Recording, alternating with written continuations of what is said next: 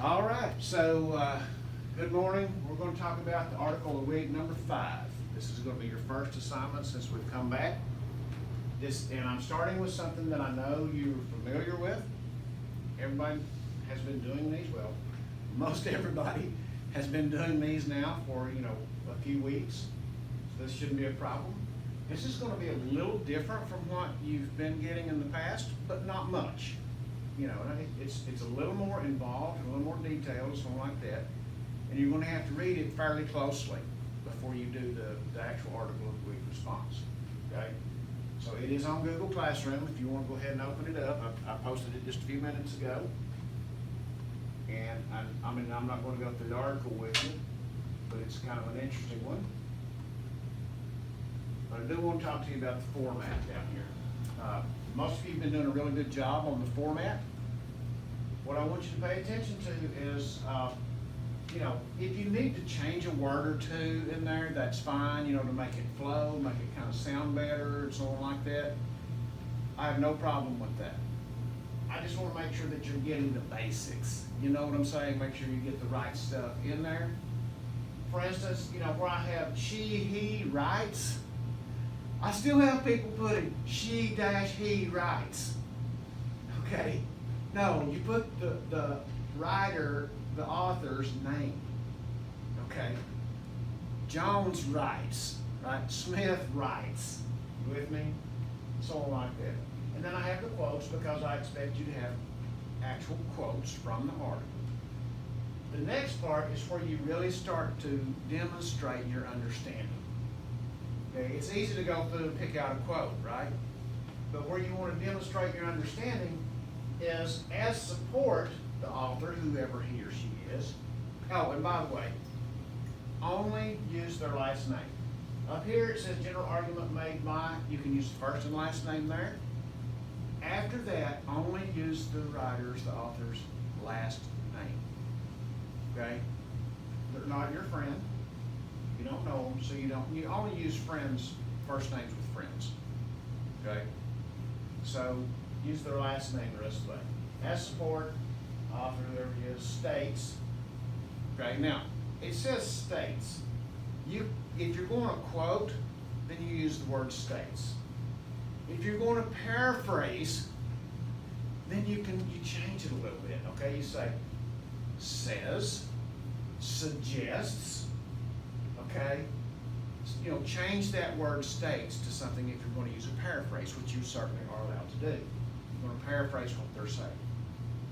All right, summarize it, paraphrase it, so on like that. But make sure you get enough detail in there to continue on with this next part, which appeals to the reader's what? And we've talked about appeals. The 3 appeals, right? Logos, pathos, ethos. We're not going to use those words here. But if you're picking out something you think was very effective toward the audience, that really appealed to their sense of logic and reason, then you would say, as support, Smith says what? Which appeals to the reader's sense of reason and logic. Okay? Because, you with me? That's very important, folks. And I haven't really, been hammering that on the ones that we were doing for the first few weeks. But we're to the point now we're going to have to step up the game. Because we're moving toward the real thing, the real live argument, right? Because, now here you're saying, because they, that's a key word, they means who? I'm sorry? The readers. Okay, they. You know that what the writer said this, it appeals to the reader's emotions or sense of logic and reason, or, their sense of ethics, their sense of right and wrong. You with me? It appeals to that because this is where you demonstrate audience awareness. You remember soapstone? Now, I don't have you do soapstone on this one, but soapstone is what? Speaker, occasion, audience, purpose, right? Subject, and tone. So this is like some of the same stuff. I'm just not having you write out soapstone. But to do this well, you're going to be doing the soapstone type stuff in your own mind anyway. Right? Because you have to know something about the audience. If you say that the speaker says this, which appeals to the readers this, you got to know a little something about the readers, don't you? How do you know who the readers are? How do you know who the audience is? How do you know? They don't tell you. You know, when they're writing these articles and so on, they don't say, I'm writing this for this group of people. How do you know who they are? You know, if we're doing a speech, like we first started Soapstone, we did it with speeches because they're simple. Okay? But how do you know who the audience is for an article? That's a tough question, isn't it? I'll tell you how you know. By reading the article closely, you can figure out who they're targeting. They're not going to spell it out for you. And it's not going to be like a speech, you know, Jane Doe is speaking to the whatever, right? But you'll know who they're talking to by reading what they say. And that's one of those things that's very important in the long term, is to be able to figure out who was this author's intended audience? What was this author saying to whom? Okay? And you figure that out by what they say and how they say it. All right? So, think about that. All right. Because the author further supports his argument with concrete evidence by citing. Now, this is something that the author is using to support his or her argument. And that's what good writers do, right? They bring in support. They say, oh, they don't say it this way, but essentially what they're meaning is, this guy is saying the same thing I'm saying, right? This lady over here, she's saying the same thing I'm saying. Why do they do that? Well, for support, to build their own credibility. Ethos, ethics of the speaker, which we kind of change it a little bit to the character of the speaker. Why should you believe me? Why should you trust anything I say? Look, these people over here, trusted people, known people, whatever, they say the same thing I say. So that's how they're supporting their argument. And then we'll say additionally, the author seems or does not seem trustworthy, because if you're reading something that is obviously biased, way one way or way another way, it doesn't matter which way, what does that do to their ethos? It hurts it. Why? Because you can't trust somebody to be fair with the facts if they're crazy one way or crazy the other way, right? It's like the difference in CNN and Fox News, right? Well, everybody knows that Fox News is going to tell a story one way, CNN is going to tell the exact same story a completely different way. They're going to take the same set of facts, right? And they're going to interpret it very differently. They're on extreme opposites. Okay? So if you watch a news story, you see a news story, something pops up, and you go to hop on your phone or whatever, and you watch the CNN reporting on that, and then watch the Fox reporting on that, you'll think, these people aren't even talking about the same thing. Right? Because they put a completely different twist on it. It's called spin, okay? They spin it. It's an old term. And people who do that for a living are called spin doctors, by the way. If you ever hear that term, a spin doctor, that's what they do. They take what somebody has said and they spin it to make it sound like they meant one thing. The other people will spin it to make it sound like they meant something completely different, okay? If you see this author is spinning the facts, call them out on it. Okay? If you think they're being pretty fair with them, then say so. So the reason I put that blank in there is because I wanted you to really think about how this is being presented, right? How are they spinning it? Are they spinning it? Everybody has a bias. Okay? Everybody. You do, I do, we all have biases. The difference is, if I'm writing something for public consumption, I am aware of my own biases. I try to make sure that I don't let my biases affect my writing. You with me? Because we're all human. We all have our own biases and tendencies. But some people don't try to protect against that. They just use it. They actually spin it up more. Okay? So that's why we're doing all this. This part up here is really very important, folks. It's very important. And this is the part that takes the most time, usually. Then we go to the second part. And notice it's a new paragraph. Okay? Please notice that. It's a new paragraph. In my view, Smith, Jones, whatever, is wrong or right because. Then you're going to give your reasons. More specifically, now we're going to get down to, okay, you go from the general. The because is the general idea. I believe here, more specifically, now we're going to the concrete, the more specific. We go from general to specific. Does that make sense? You know, broad to narrow. Right. For example, now you're going to give an example of why you believe what you believe. You say, well, I said it up here, yeah. Well, now we're drilling it down. We're going deeper. Okay? Don't just repeat yourself. A lot of students have just been kind of repeating themselves here.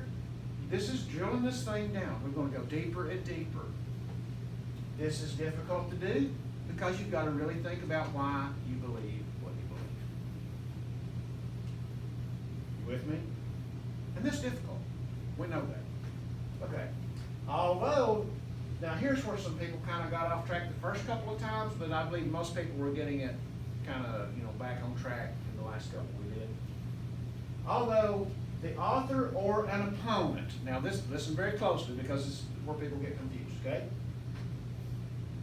Might have a good point when he or she says, quote, okay, I maintain, therefore I conclude. These go on. Now, what we're doing here is we're talking about, and this is essential to writing an effective argument. This is where we address the opposition. Okay? Now, you're going to address opposition whether you generally agree with what this person is putting forth, or if you generally oppose. Doesn't matter. Whichever side you're on, doesn't matter. Okay? You're still going to address opposing arguments. You with me?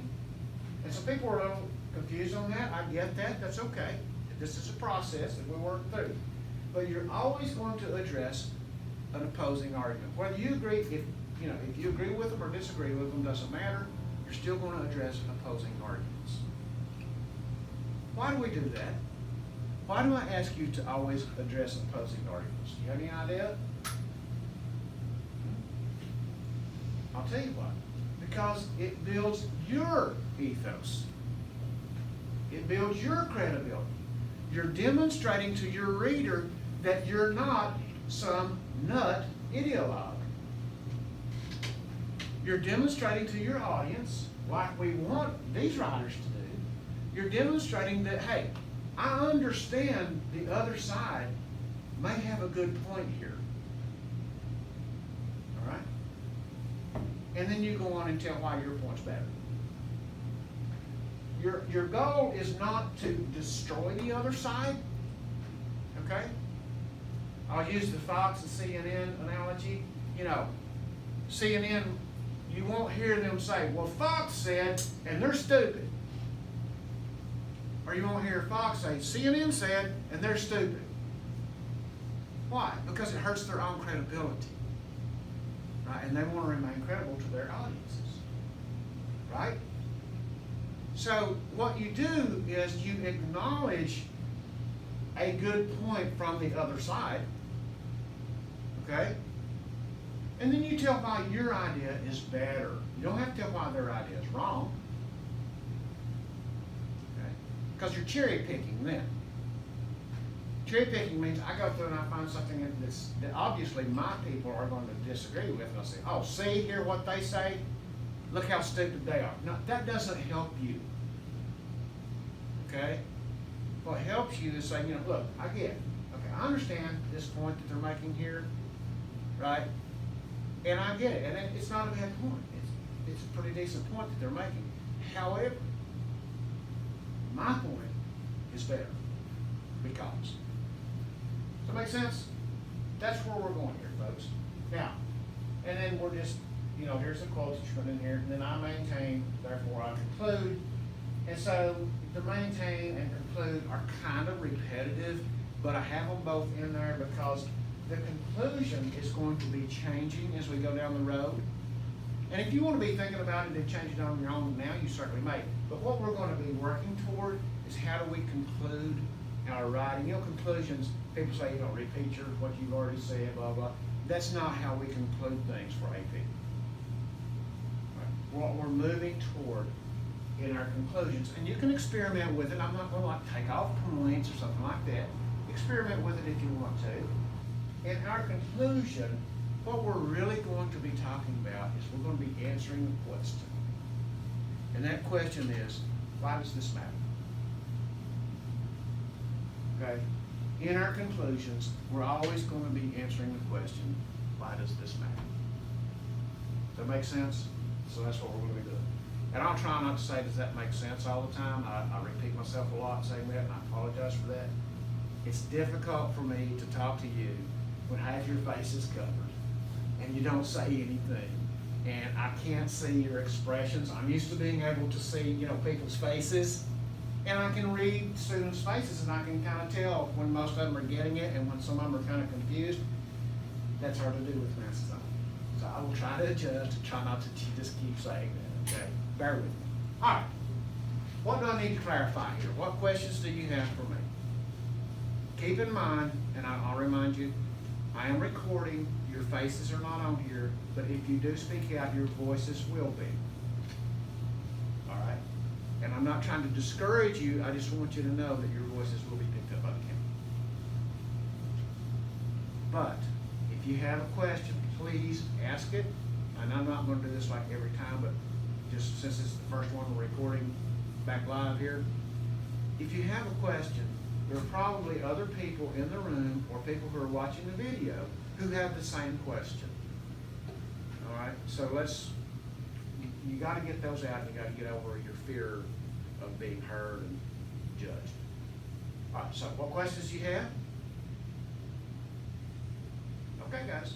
So what we're going to do is I'm going to cut you loose, and I'm going to let you spend the rest of this period working on this article of the week. It is due at 8 a.m. Thursday.